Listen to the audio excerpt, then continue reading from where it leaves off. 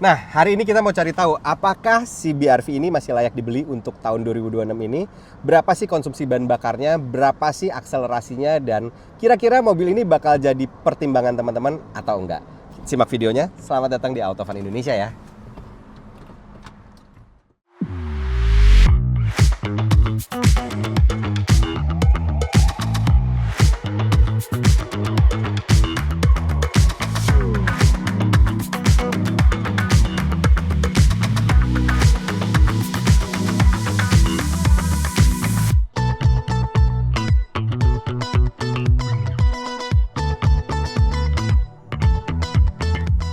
Nah, jadi ini adalah Honda BR-V Prestige Honda Sensing.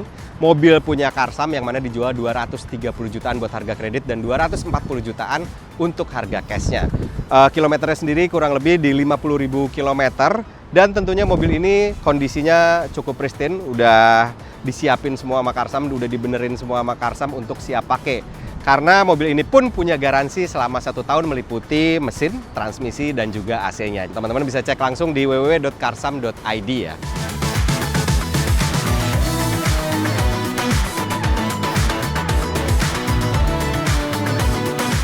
Nah, menurut kami ini tahun 2026 untuk punya BR-V itu masih sangat menarik, teman-teman. Karena secara penampilannya sendiri dia masih cukup bisa update ya dengan mobil-mobil sekarang, kelihatan manis karena garis-garisnya cukup timeless, yang mana relatif banyak garis-garis tegak dan kotak-kotak gitu. Jadi nggak macem-macem lah bentuknya. Relatif mudah untuk diterima mata banyak orang. Terus yang kedua, dia juga nggak sharing muka sama LMPV karena ya sekarang Honda udah nggak punya Mobilio ya. Jadi dirangkum dalam sebuah LSUV dan dia jadi cukup eksklusif gitu teman-teman. Kalau yang lain kan relatif pada sharing ya, LMPV sama LSUV-nya mirip-mirip dengan tambahan cladding gitu ya biasanya. Kalau ini nggak, emang dia dari lahir udah menjadi sebuah SUV gitu ceritanya. Terus selain itu dia juga formatnya 7-seater seperti teman-teman tahu. Udah gitu ini adalah tipe tertinggi yaitu Prestige Honda Sensing yang mana fiturnya udah lengkap semuanya. Dan dia juga pakai basis mesin yang udah terkenal bandel serta cukup powerful gitu secara outputnya.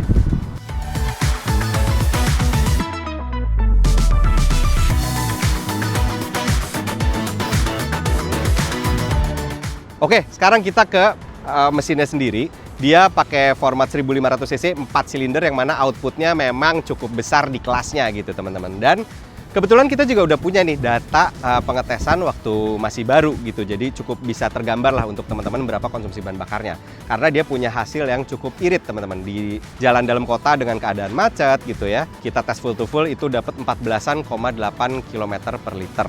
Sementara ketika kita bawa jalan konstan di jalan tol, terus RPM-nya juga sangat kita jaga gitu ya, relatif kosong lah ya jalanannya. Boleh dibilang kadang-kadang itu pengetesan luar kota kita bahasanya. Dia dapat di atas 20 km per liter. Kalau nggak salah waktu itu 22-an km per liter. Itu angka yang sangat bagus lah ya untuk sebuah LSUV. Udah gitu mobilnya juga nggak pelan karena hasil tes akselerasi kita itu di angka 11 detikan.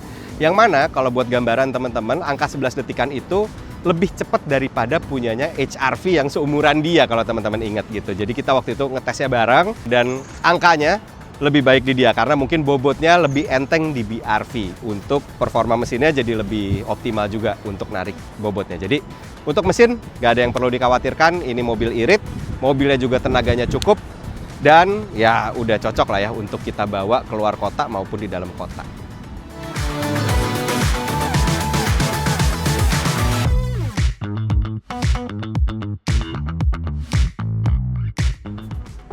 Kabin di BR-V ini juga cukup menyenangkan. Untuk duduknya sendiri dia punya adjuster yang cukup banyak, jadi dia bisa dinaik turunin kursinya. Ini setelan yang paling rendah, ini udah paling rendah, gua tingginya 170 cm. Dan untuk bisa ngelihat ke depan tuh tetap enak gitu visibilitasnya. Bahkan kita masih bisa ngelihat si moncong kap mesin teman-teman, walaupun kita duduk paling rendah sekalipun dengan gambaran tinggi 170 cm ya. Terus emang pengaturan si setirnya sayangnya belum ada teleskopik, jadi baru tilt steering doang, tapi walaupun begitu dia masih punya posisi mengemudi yang cukup ergonomis gitu. Terus karena ini tipe Prestige anyway, dia pakai bahan interior yang relatif banyak dibungkus. Jadi di bagian door trim ini ada bungkusan kulit sintetisnya, di joknya juga semua kebungkus kulit sintetis. Udah gitu secara fitur juga dia tentunya paling lengkap. Walaupun kalau kita lihat head unitnya tuh punya tampilan yang cukup sederhana ya, walaupun secara fungsi dia udah lumayan banyak juga. Kayak misalnya dia ada Bluetooth audio, udah gitu ada smartphone connection juga lewat kabel di sebelah sini gitu ya. Udah gitu ada kamera mundur juga. Walaupun kamera mundurnya balik lagi sebenarnya ini bukan yang terbaik, dan ketika setir kita puter-puterin juga garis imajinernya nggak ikutan belok, dia stay aja diem seperti itu. Tapi lumayan udah kepake tentunya ya dengan adanya visual kamera dan juga sensor parkir, udah cukup lah ya untuk kebutuhan sehari-hari. Dan yang cukup membedakan di trim tertinggi ini juga adalah ADAS-nya, yang mana nanti kita tes belakangan lah ya teman-teman. Kita ulik dulu untuk duduk di belakangnya seperti apa. Buat duduk di baris kedua ini juga cukup nyaman teman-teman, karena dia bangkunya itu punya slider untuk maju mundur. Nah, paling maju segini, paling mundurnya segini. Ini kan tadi posisi nyetir gue. Udah gitu dia juga masih menyisakan ruang kaki yang lebih dari 8 jari. Ini kurang lebih 10-11 jari. Sisanya dengan tinggi gue yang tadi 170 cm duduk di depan. Udah gitu dia recline-nya juga lumayan banyak. Nah, dia bisa nyender seperti ini. Masih ada juga armrest-nya di tengah. Jadi untuk perjalanan jauh, BRV itu masih relatif enak dibawa kemana-mana. Udah gitu, di belakang pun kita punya AC double blower, jadi nggak rebutan sama yang depan ya. Maksudnya kita nggak usah ke tengah-tengah dulu kalau lagi panas. Langsung di sini AC-nya langsung dingin gitu teman-teman. Nah, kalau untuk duduk di baris ketiganya, boleh dibilang BRV itu bukan yang paling lega ya. Jadi masih ada teman-temannya yang lebih lega kayak Suzuki XL7 atau misalnya bahkan Toyota Avanza yang generasi baru yang udah penggerak depan, itu dia punya ruang kaki yang lebih panjang lagi biasanya dan lebih nyaman. Tapi di sini pun sebenarnya udah cukup lah untuk bisa didudukin sama orang dewasa di baris ketiga. Kayak sisa kakinya masih lumayan, ada sekitar 3-4 jari. Dengan tadi ini gue adjust lagi untuk duduk lebih maju tapi masih nyaman gitu ya. Terus headrestnya juga di belakang ini masih ada. Jadi kita masih duduk dengan ditopang bangku dan headrest yang cukup nyaman untuk tubuh ukuran kita. Terus udah gitu juga sebenarnya kacanya memang nggak terlalu besar, tapi masih bisa ngelihat ke depannya tuh enak. Karena kacanya BRV ini dari belakang nggak terlalu kecil.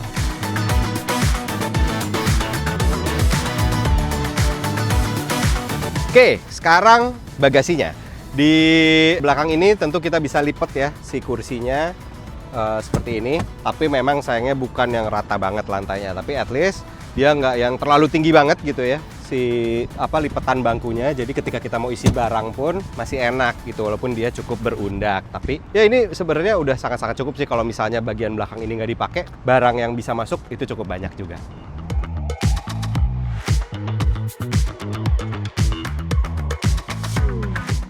Nah, soal suspensinya sendiri, BRV itu punya kaki-kaki yang cukup tinggi ya.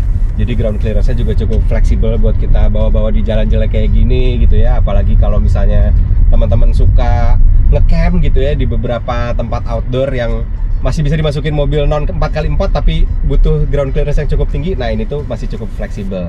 Dan secara bantingan suspensinya sendiri, dia tuh memang punya karakter yang arahnya itu sebenarnya agak ke arah stiff sedikit, tapi sebenarnya dibawa di jalan jelek dia masih bisa ngeredam dengan output yang lumayan comfort juga gitu teman-teman. Malah hitung comfort gitu, adem aja gitu. Walaupun mungkin kalau misalnya kita bandingin sama Stargazer X gitu yang kayak gitu-gitu, dia lebih ke arah empuk gitu loh teman-teman. Kalau ini memang arahnya agak sedikit lebih stiff, tapi keuntungannya ketika lagi kita pakai di jalan aspal, nikung gitu ya, di kecepatan tinggi, ini mobil tuh emang cukup presisi gitu loh teman-teman untuk ukuran mobil sejangkung ini gitu.